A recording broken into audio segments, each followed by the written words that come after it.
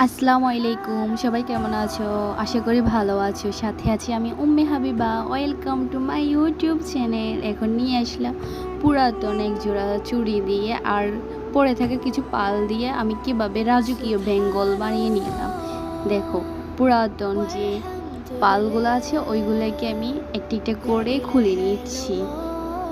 একটি একটি করে সুন্দর করে খুলে তারপরে ঘাম লাগিয়ে দিচ্ছি যেন ভালো করে অ্যাডজাস্ট হয়।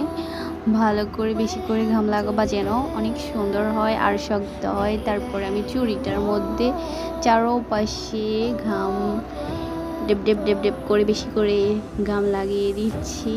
এই তো দেখো লাগানো শেষ।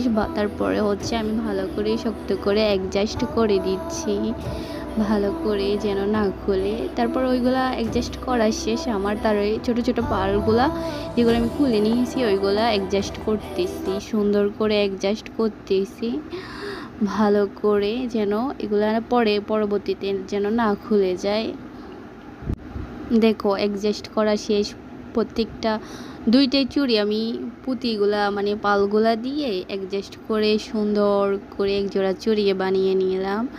তারপরে ওই যে ছোট ছোট স্টোনগুলো আছে না ওইগুলো আমি ঘামের সাহায্যে উপর দিয়ে লাগিয়ে দিচ্ছি, তাতে চুড়িটা আকর্ষণীয় দেখা যাবে আর অনেক সুন্দর দেখা যাবে।